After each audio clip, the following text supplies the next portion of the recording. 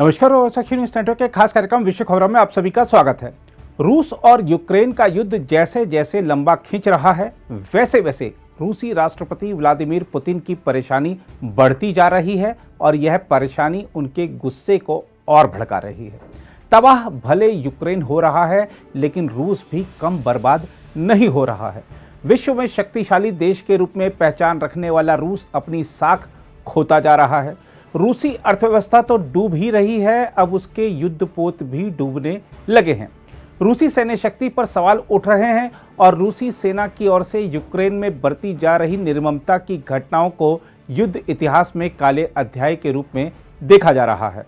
माना जा रहा है कि युद्ध लंबा खिंचता देख रूसी राष्ट्रपति व्लादिमीर पुतिन बौखला गए हैं और अब वह परमाणु हमला कर सब कुछ एक झटके में खत्म करने की योजना भी बना रहे हैं। अमेरिकी खुफिया एजेंसी CIA ने तो दावा कर भी दिया है कि रूस कभी भी परमाणु हमला कर सकता है। अब पुतिन यदि परमाणु हमले की योजना बना रहे हैं तो इसके पीछे कारण यही है कि वह अपनी सेना के कमांडरों से खुश नजर नहीं आ रहे हैं। यही नहीं, पुतिन को अब अपनी सेना पर पहले जैसा भरोसा भी नहीं दिख रहा है। यही कारण है कि पुतिन ने अपने रक्षा मंत्री सर्गेई शोइगु को जबरदस्त डांट लगाई है। मीडिया रिपोर्टों के मुताबिक राष्ट्रपति पुतिन से डांट खाने के बाद रक्षा मंत्री शोइगु को गंभीर दिल का दौरा भी पड़ा है। बताया जा रहा है कि रूसी आक्रमण की धीमी प्रगति पर मार्च महीने के अंत में पुतिन और शोइगु के बीच तनाव की स्थिति बन गई थी। यह भी कहा जा रहा है कि संदेह के आधार पर रूस के 20 जनरलों को गिरफ्तार भी किया गया है। यही नहीं, रूसी सेना को हो रहे भारी नुकसान से भड़के राष्ट्रपति व्लादिमीर पुतिन ने 150 जासूसों को बर्खास्त कर दिया है और कई जासूसों को जेल भेज दिया है। जिन जासूसों को जेल भेजा गया है उनके बारे में बताया जा रहा है कि उन्होंने युद्ध से पहले रूसी राष्ट्रपति को अपनी जो खुफिया रिपोर्ट दी थी उसमें कहा गया था कि यदि रूसी सेना हमला करती है तो यूक्रेन के लोग उनका स्वागत करने के लिए उमड़ पड़ेंगे, लेकिन हुआ ठीक उल्टा। माना जा रहा है कि पुतिन को अपने अधिकारियों पर शक है कि युद्ध की उनकी योजना को लीक कर दिया गया था, जिससे देश को नुकसान हुआ है। देखा जाए तो इस युद्ध को शुरू हुए लगभग 1.5 महीना होने को आ गया है, लेकिन रूस को अब तक बड़ी सफलता हासिल नहीं हो सकी है। उल्टा वह दुनिया में पूरी तरह अलग थलग पड़ गया है। यही कारण है कि पुतिन के करीबियों का कहना है कि वह आजकल भड़के भड़के रहते हैं। वह अपने लोगों को भी धमका रहे हैं और दूसरे देशों को भी चेतावनी दे रहे हैं। इसी क्रम में अब उन्होंने कहा है कि अगर फिनलैंड और स्वीडन नाटो में शामिल होते हैं तो हम बाल्टिक क्षेत्र में अपना रक्षा तंत्र मजबूत करते हुए यहां परमाणु हथियारों की तैनाती कर सकते हैं। हम आपको बता दें कि फिनलैंड और स्वीडन रूस से सटे हुए देश हैं।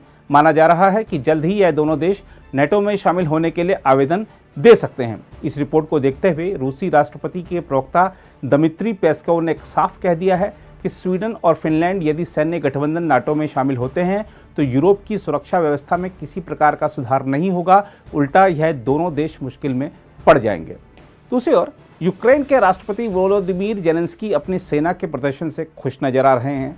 देश के नाम दिए हालिया वीडियो संबोधन में जेलेंस्की ने यूक्रेन के लोगों से कहा है कि उन्हें इस युद्ध में 50 दिन तक जीवित रहने पर काफ़ी गर्व होना चाहिए, क्योंकि रूस ने उन्हें सिर्फ 5 दिन दिए थे।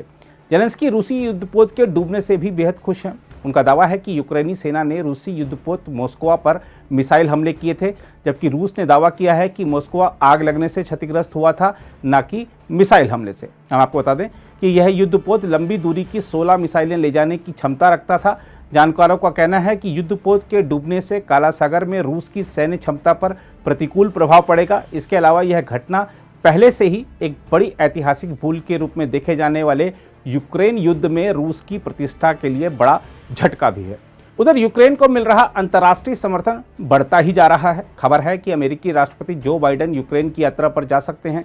बाइडेन ने इस बारे में मीडिया से बातचीत में कहा भी है कि मैं यूक्रेन की यात्रा पर जाने के लिए तैयार हूं। यूक्रेन से पलायन करने वाले लोगों की देखभाल के लिए भी दुनिया के देश अपने अपने स्तर पर प्रयास कर रहे हैं। रेड क्रॉस ने भी कहा है कि वह यूक्रेन में रूसी आक्रमण से बचकर विदेश पहुंचे 20 लाख से अधिक लोगों की मदद के लिए अपना अब तक का सबसे बड़ा नकद सहायता कार्यक्रम शुरू कर रहा है। रेड क्रॉस की यूक्रेन में युद्ध से प्रभावित लोगों को करीब 10.6 करोड़ डॉलर की मदद देने की योजना है। हम आपको बता दें कि 24 फरवरी को यूक्रेन पर रूस के आक्रमण के बाद से 26 लाख से अधिक यूक्रेनी नागरिकों ने पोलैंड और 20 लाख से अधिक लोगों ने अन्य पड़ोसी देशों में पनाह ली है। पोलैंड में यूक्रेनी शरणार्थियों की देखभाल, समन्वय और पुनर्वास में मदद करने के लिए कनाडा ने अपने सैनिकों को भेजने का ऐलान किया है।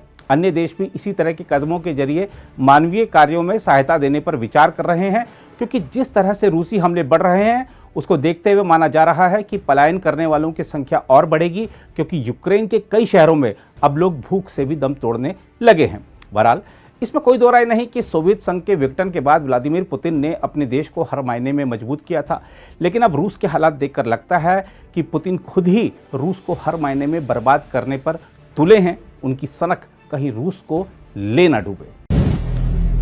अगर आप भी लेना चाहते हैं देश दुनिया की तमाम जानकारी तो आज ही सब्सक्राइब करें हमारे चैनल को। साथ ही नीचे दिए बेल आइकन को जरूर दबाएं ताकि हर अपडेट आप तक पहुंच सके।